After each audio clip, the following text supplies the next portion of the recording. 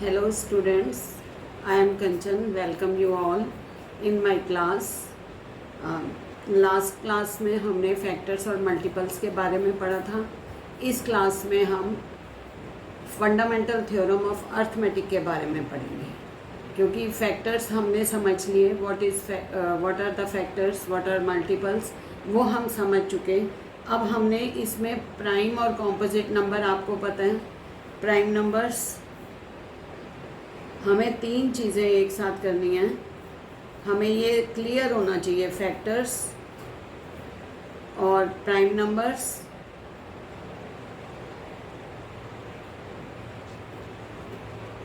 And composite numbers.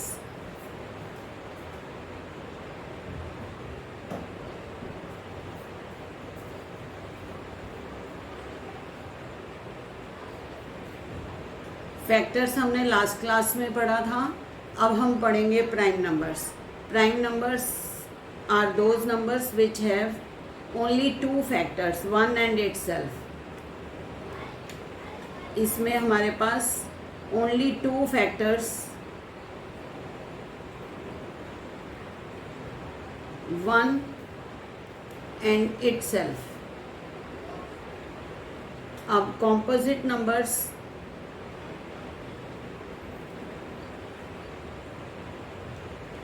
composite numbers more than two factors.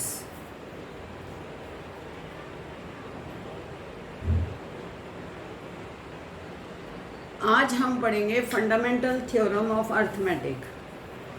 Fundamental theorem of arithmetic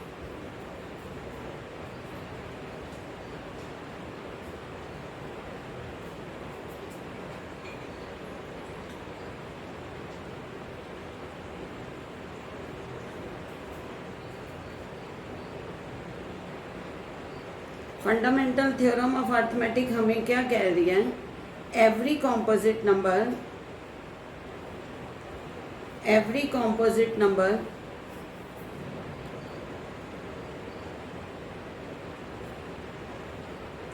can be uniquely expressed as a product of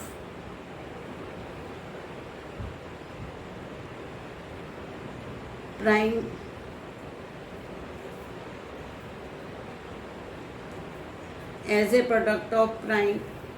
factors, as a product of primes,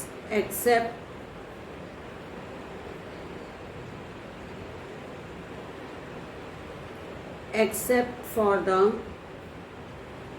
order in which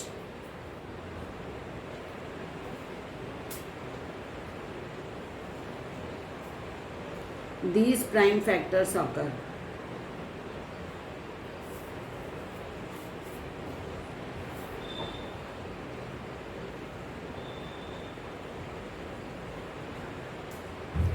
अब इसमें uniquely एक word आया है और एक word आया है order.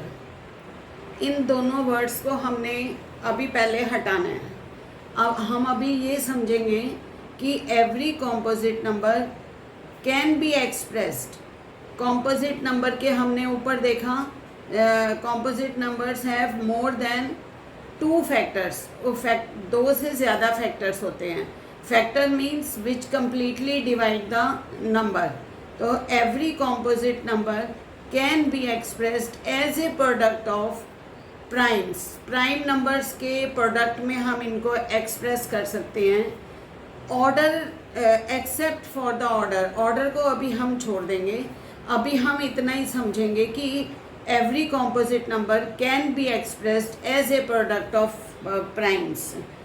अब दुनिया का कोई भी कॉम्पोजिट नंबर हो, उसे हम प्राइम के प्रोडक्ट्स की टर्म में एक्सप्रेस कर सकते हैं. कोई भी दुनिया का नंबर है जो कॉम्पोजिट है, उसको हम प्राइम फैक्टर्स में एक्सप्रेस कर सकते हैं as a product of prime factors. तो अब हम एग्जांपल लेंगे. फॉर एग्जांपल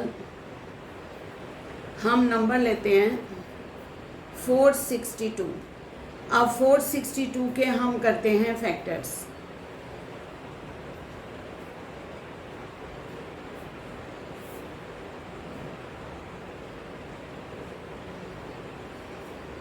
आपने डिविजिबिलिटी टेस्ट भी सीखा है, तो 231 हमने देखा कि प्लस करके 2 3 5 + 1 6, इट इज़ डिविजिबल बाय 3।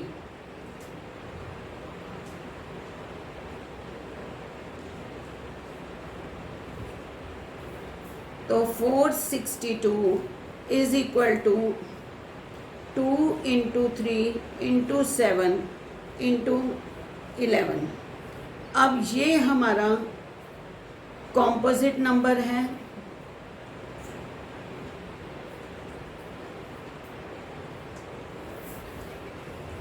इसको हमने एक्सप्रेस किया है, ये सारे हमारे प्राइम नंबर्स हैं।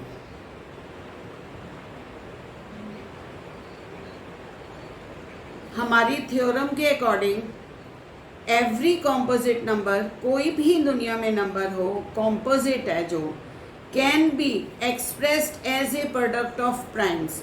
As a product of primes, primes के प्रोडक्ट में हम इसको एक्सप्रेस कर सकते हैं। ये कॉम्पोजिट नंबर है, इसको हमने प्राइम फैक्टर्स, प्राइम नंबर्स के प्रोडक्ट में इसको हमने एक्सप्रेस किया है। अब इसके बाद these prime numbers are factors of these composite numbers. इन ये प्राइम नंबर्स तो हैं और ये इनके फैक्टर्स भी हैं। फैक्टर्स मीन्स 2 से कम्प्लीटली डिविजिबल है 462, 3 से कम्प्लीटली डिविजिबल है 462, 7 से कम्प्लीटली डिविजिबल है 462 एंड 11 से भी कम्प्लीटली डिविजिबल है 462। Therefore these are the prime factors। Prime factors का हो या प्राइम नंबर्स का हो, इनके प्रोडक्ट में हमने कॉम्पोजिट नंबर को एक्सप्रेस किया है। अब हम समझते हैं यूनिकली एक्सप्रेस्ड। यूनिकली एक्सप्रेस्ड का क्या मतलब है? अब जो हमारे पास 462 नंबर था, इसको हमने प्राइम फैक्टर्स के प्रोडक्ट में, प्राइम फैक्टर्स तो हैं लेकिन इनके प्रोडक्ट में एक्सप्लेन किया। दुनिया में कोई भी और प्राइम फैक्टर्स ऐसे नहीं हैं जो 462 को प्रोडक्ट में एक्सप्लेन कर सकें या रिप्रेजेंट कर सकते हैं, एक्सप्रेस कर सकते हैं। हम 462 को इसी पैटर्न में ही एक्सप्रेस कर सकते हैं। यही प्राइम फैक्टर्स हैं जो जिनके प्रोडक्ट में हम 462 को एक्सप्रेस कर सकते हैं। ये one and only one combination, this is one and only one combination जिसमें हम 462 को इन फैक्टर्स में एक्सप्रेस कर सकते हैं और कोई नहीं है। हमारे पास कोई और कॉम्बिनेशन फैक्टर्स का नहीं है जिससे हम 462 को एक्सप्रेस कर सकें। वन और वो भी प्राइम फैक्टर्स का। ये हमारा हुआ यूनिकली एक्सप्रेस। इट मीन्स ये यूनिक कॉम्बिनेशन है, एक ही कॉम्बिनेशन है, यूनिक कॉम्बिनेशन है जिसको हमने प्राइम फैक्टर्स के कॉम्बिनेशन में एक्सप्रेस किया है 462 को। अब ऑर्डर मैटर नहीं करता, सारे ऑर्डर्स आप ठीक है। 462 को हम 3 × 2 × 7 × 11 लिख सकते हैं। 462 को हम 7 × 11 × 3 × 2 इस फॉर्म में भी लिख सकते हैं। हमेशा पर प्रेफर ये करना चाहिए कि हम इसको असेंडिंग ऑर्डर में लिखें, लेकिन मैं ये कॉम्बिनेशन ये ठीक है, कॉम्बिनेशन वही है, फैक्टर्स वही हैं, यूनिक सॉल्यूशन, यूनिक कॉम्बिनेशन हमारा वही है। 2 है, 3 है, 7 है, 11 है। ऑर्डर आगे पीछे लिखे हैं वो मैटर नहीं करता। मैटर ये करता है कि हमारा कॉम्बिनेशन में फैक्टर्स, प्राइम फैक्टर्स कौन कौन से हैं। अगर हमारे प्राइम फैक्टर्स में यही कॉम्बिनेशन है तो हम उसको किसी भी ऑर्डर में लिख सकते हैं। अब हमारी fundamental theorem of arithmetic complete हुई। एवरी कॉम्पोजिट नंबर, दुनिया का कोई भी कॉम्पोजिट नंबर है जिसके मोर देन 3 फैक्टर्स हैं, that can be uniquely expressed. Uniquely एक ही कॉम्बिनेशन बनेगा प्राइम फैक्टर्स का, uniquely expressed as a product of primes except for the order. Order हमारा मैटर नहीं करता, ऑर्डर हम आगे पीछे कर सकते हैं, लेकिन प्राइम फैक्टर्स उसमें वही होने चाहिए। 462 के प्राइम फैक्टर्स हैं 2, 3, 7, 11। अब इनके प्रोडक्ट में ही हम 462 को एक्सप्रेस करेंगे, in which these prime factors occur. अब यहाँ पे हमारा कंप्लीट हुई फंडामेंटल थ्योरम ऑफ अर्थमेटिक। इसी के आगे इसी पे बेस्ड अब नेक्स्ट हम क्वेश्चन करेंगे जो आपकी एक्सरसाइज 1.2 में है।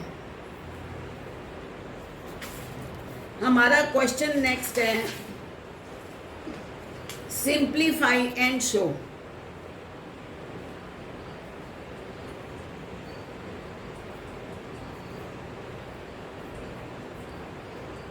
Simplify and show that the following result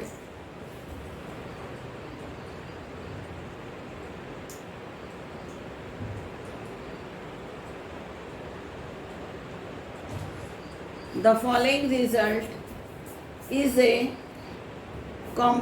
composite number.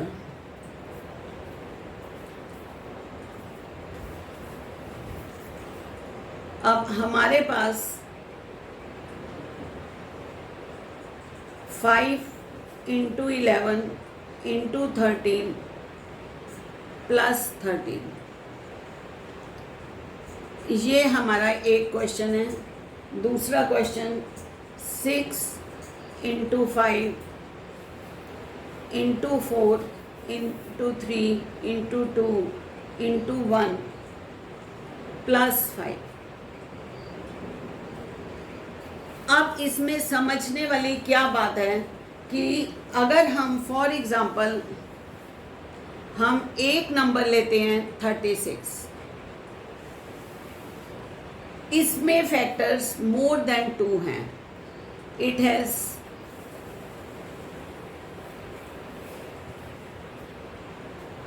More than 2 factors.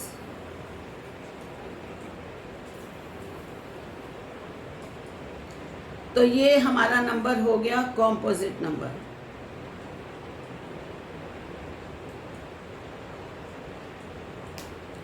अब इसको कॉम्पोजिट नंबर एक्सप्लेन करने के लिए हमारे पास 2 मेथड हैं। एक मेथड है हम इसके फैक्टर्स बना के दिखा देते हैं। हम इसके फैक्टर्स बना के दिखा देते हैं। 36 के फैक्टर्स किस किस से डिविजिबल है? ये 1, 2, 3, 4, 6, 9 और 12। अब इट मीन्स हमारे पास एक ये फर्स्ट मेथड समझ लो। फर्स्ट मेथड हम ऐसे एक्सप्लेन कर सकते हैं कि ये कॉम्पोजिट नंबर है कि हमने इसके इतने सारे फैक्टर्स बना दिए, 1, 2, 3, 4, 6, 9 एंड 12। अब इन नंबर्स में मोर देन 2 फैक्टर्स हैं, ये मोर देन 2 फैक्टर्स हैं, तो therefore it is a by arithmetic theorem it is a composite number. Composite numbers are those numbers which have more than 2 factors. तो सिंपल हो गया। इस फॉर्म से हमारी ये composite नंबर प्रूव हुआ। अब एक सेकंड मेथड है। सेकंड मेथड हमारे पास क्या होता है? जो अर्थमेटिक थ्योरम हमें फंडामेंटल थ्योरम ऑफ अर्थमेटिक हमें बता रही है कि इसमें हम इसको फंडामेंटल थ्योरम ऑफ अर्थमेटिक की फॉर्म में कैसे एक्सप्रेस करेंगे।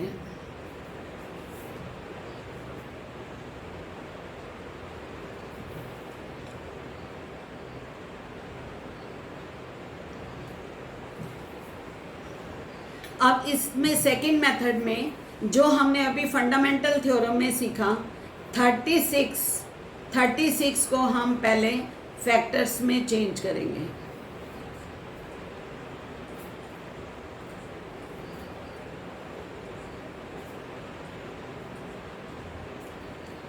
अब ये हो गए 2 into 2 into 3 into 3।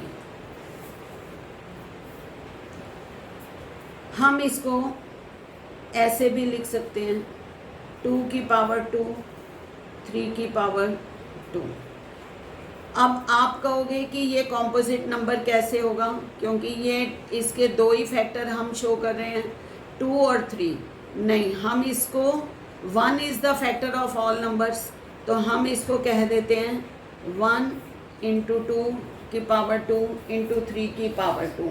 36 number can be expressed in the product of prime factors according to the fundamental theorem of arithmetic। अब हमने इसको सेकंड मेथड में इस फॉर्म में चेंज किया और इस मेथड से हमने इसको एक्सप्लेन किया कि 36 इज ए कॉम्पोजिट नंबर। इसी तरह अब हम अपने क्वेश्चन पे आते हैं। हमारे क्वेश्चन के अकॉर्डिंग फर्स्ट पार्ट है 5 इंटू 11 इंटू 13 प्लस 13। इसमें से हमारे पास जो इसको क्वेश्चन में फर्स्ट पार्ट है सिंप्लीफाई।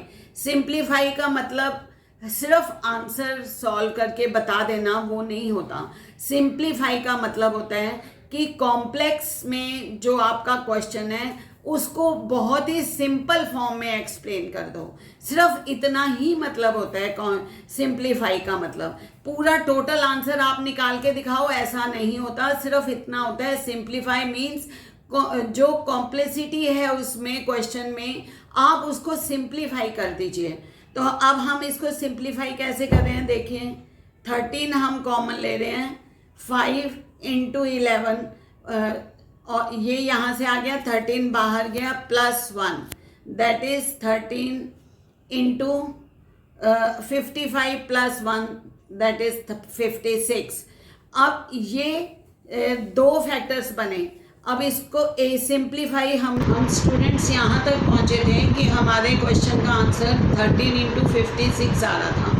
फॉर ये सिंप्लीफाइड फॉर्म हो गया हमारा पहला पार्ट। अब हमने इसको कॉम्पोजिट नंबर प्रूव करना है। Composite numbers are those numbers which have more than 2 factors. अब अगर मोर देन 2 फैक्टर्स चाहिए तो हम इसको ऐसे लिख सकते हैं 13 इंटू 4 इंटू 14। तो these are the 3 factors and we can say this is the composite numbers. So from this we can say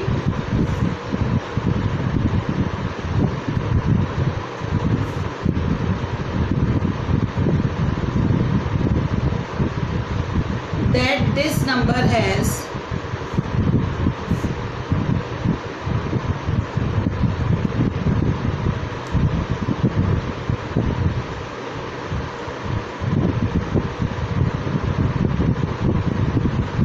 more than 2 factors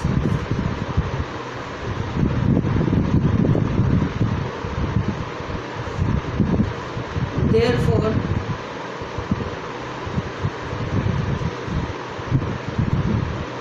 it is a composite number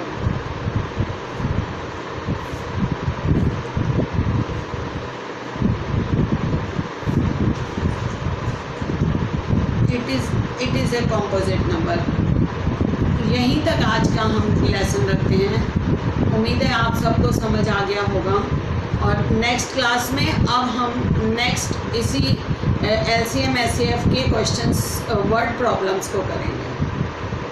okay bye.